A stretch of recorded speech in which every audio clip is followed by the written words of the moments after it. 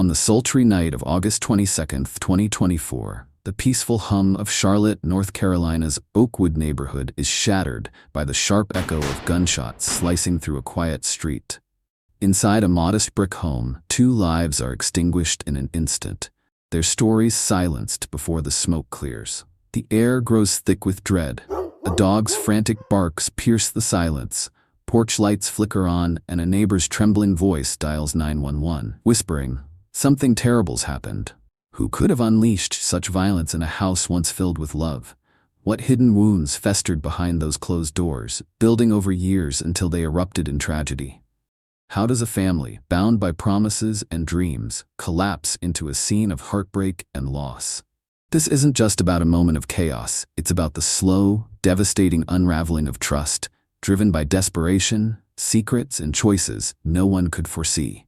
A single act of sacrifice for a child's life set off a chain of betrayals that ended in blood.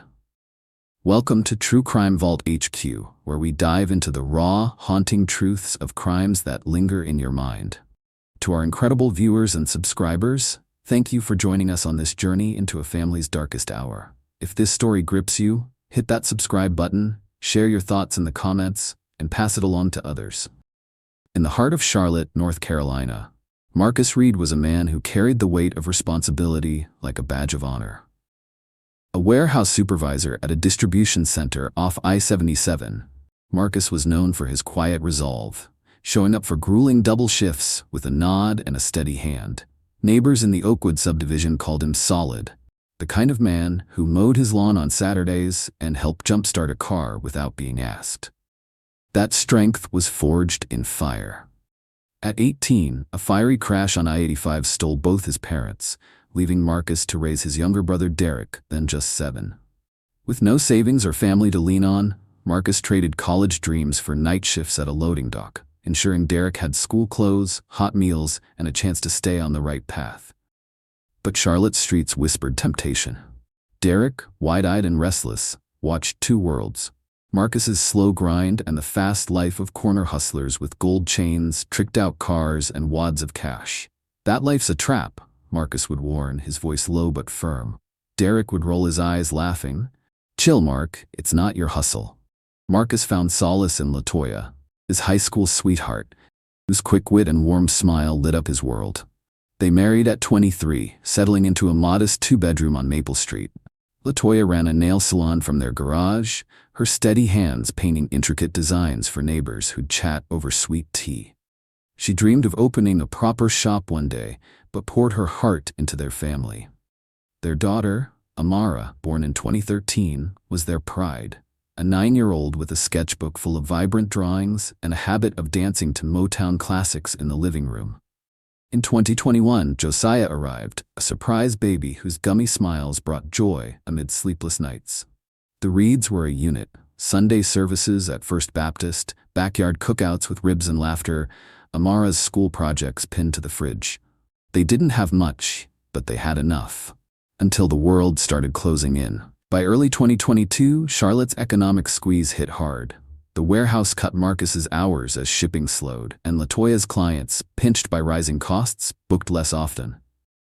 The bills didn't pause. Amara needed new shoes, Josiah's formula wasn't cheap, and the mortgage loomed like a shadow. Marcus picked up weekend deliveries, sold their old TV, and sometimes ate only toast so the kids could have seconds. LaToya hid her worry behind a smile, but the strain showed in her tired eyes. Meanwhile, Derek thrived in a different Charlotte.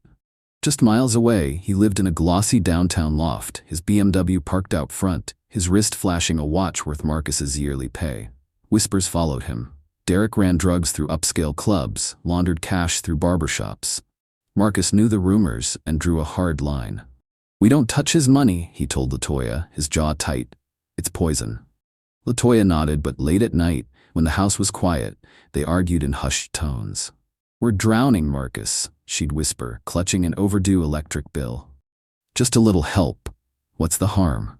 Marcus would pace, pride warring with fear. No one saw the moments he sat alone in the dark, staring at a calculator, numbers mocking his efforts. He was a good man, but even good men crack when the weight of love and duty becomes too heavy. This was the calm before the storm.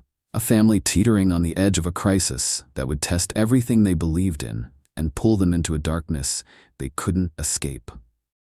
In June 2022, the Reed family's fragile balance shattered. Amara, their vibrant 9-year-old, began waking in the night, clutching her head, her face twisted in pain. At first, LaToya chalked it up to too much screen time, Marcus to school stress.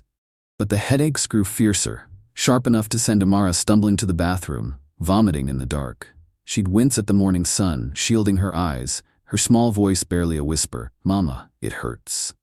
Panic gripped LaToya as she stroked her daughter's back, Marcus standing frozen in the doorway.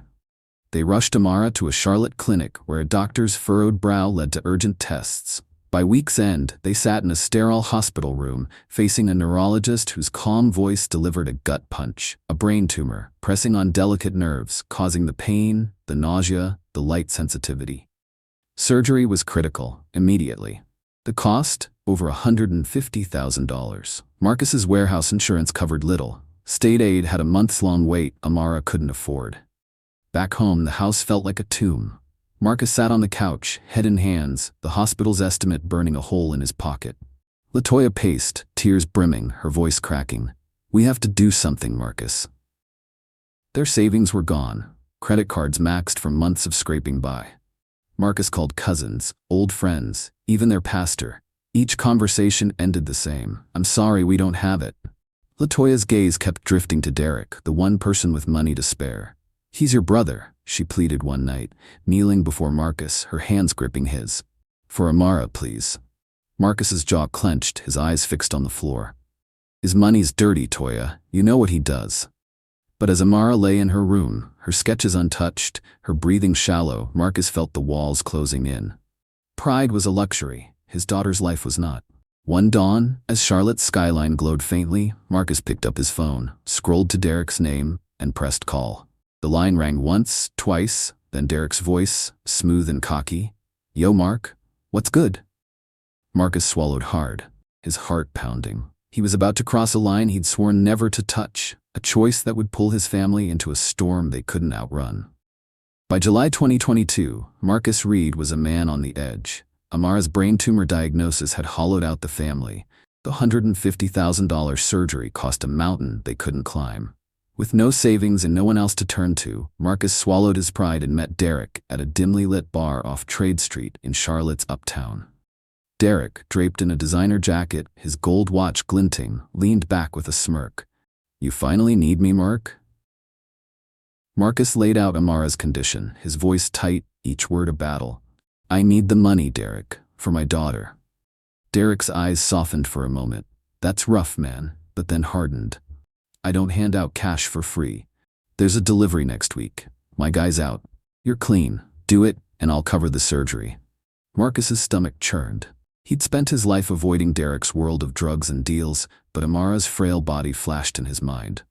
Against every fiber of his being, he nodded. He told LaToya only that help was coming, sparing her the truth.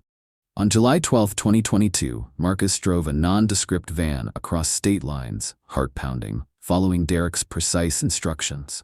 He didn't know the DEA had been tracking Derek's network for months. As Marcus crossed into South Carolina, lights flashed, sirens wailed, and agents swarmed. Cuffed and dazed, he was charged with drug trafficking. By August, a judge sentenced him to 2 years by calling it a hard lesson. Marcus stood silent in the courtroom, his world collapsing. LaToya, alone with Amara's hospital bills and Josiah's cries, felt the walls close in. Guilt consumed her. She'd pushed Marcus to call Derek. Now she had no choice but to face him again. On July 18th, LaToya knocked on Derek's sleek loft door, her hands trembling. Derek's easy grin faded at her desperation. "Please, Derek," she begged. "Amara's surgery can't wait." He crossed his arms, voice low. "You know my price, Toya. I lost big when Mark got caught." Her heart sank. She stormed out, vowing to find another way, but Amara's worsening condition, pale, barely eating, haunted her. On July 19th, LaToya returned, head high, telling herself it was for her daughter. That night, Derek got what he wanted. The next morning, $150,000 was wired to the hospital. Amara's surgery was a success, and LaToya sat by her bedside, whispering prayers through tears, hiding the shame that gnawed at her soul. Derek didn't let go. Cash appeared under LaToya's door. Groceries arrived unasked. His text came late. "You good?" She wanted to cut him off, but bills kept coming. Amara's meds, Josiah's needs. Derek's visits grew frequent, his touch lingering, his smile a quiet demand, Minnesota nice thing, his presence a constant reminder of her choice. By March 2023, LaToya stared at a positive pregnancy test, her world tilting. She knew it was Derek's. Panic gave way to survival. She arranged a conjugal visit with Marcus, wearing her best smile, letting him believe the baby was his. Marcus wept, calling it a blessing. LaToya carried the secret like a stone, praying it would stay buried. But Derek, suspecting, arranged a private DNA test. The results confirmed his claim, and he tucked the truth away, waiting for the moment to wield it. The Reed's fragile world was unraveling, and the worst was yet to come. In July 2024, Marcus Reed walked out of prison, his 2-year sentence behind him, expecting to reclaim his life in Charlotte's Oakwood neighborhood. But the home on Maple Street felt like a stranger's. LaToya ran the house with a cool efficiency, making decisions without a glance his way. Amara, now 11 and recovering, hugged him tightly, but Josiah, the toddler Marcus believed was his, seemed drawn to Derek, who lingered too often, his BMW idling in the driveway. Derek's easy laughter with LaToya, his playful tussles with Josiah, gnawed at Marcus, a tightness growing in his chest. He felt like a ghost. Once the family's rock, now sidelined, his questions met with LaToya's sharp deflections. "You're not the same, Marcus," she'd snap, her eyes cold. The more he pressed, the wider the chasm grew. By August 21, 2024, the tension was a live wire. Late that night, in the dimly lit kitchen, Marcus confronted LaToya, his voice low but shaking. "You treat me like I don't belong here. What's going on with you and Derek?" LaToya stood, arms crossed, her face a mask of defiance. Then, it cracked. "Josiah ain't yours, Marcus," she said, her voice trembling with rage and guilt. "He's Derek's. He stepped up when you were gone." The words hit like a sledgehammer. Marcus staggered. The air sucked from his lungs, his mind replaying every sacrifice, every promise. He didn't shout, didn't move, just stood, broken, as LaToya's eyes glistened with tears she wouldn't let fall. The next day, August 22nd, Marcus sat on the edge of his bed, the world muted, LaToya's confession looping in his head. At 7 p.m. he called Derek, voice steady. "Come for dinner, we need to talk." Derek arrived at 8, all swagger, dropping his keys on the counter. The kids were upstairs, LaToya in the kitchen, the air thick with unspoken truths. Marcus sat at the dining table, eyes locked on Derek. "You knew Josiah was yours?" Derek's smirk faltered. Then he shrugged, figured as much. Time stopped. LaToya froze by the stove, a spoon clattering. Marcus rose, slow, deliberate, and walked to the bedroom. LaToya's voice cracked. "Marcus, don't." But he was gone. He returned with a revolver, its weight heavy in his hand. At 8:05 p.m. the first shot rang out, then 2 more. LaToya crumpled near the table. Derek slumped in his chair, life draining from them both. Neighbors heard the blasts, a dog barked, lights flickered on. Marcus stood, gun limp, his face hollow, the man he'd been erased. Police found him on the front steps, the revolver beside him, hands open, unresisting.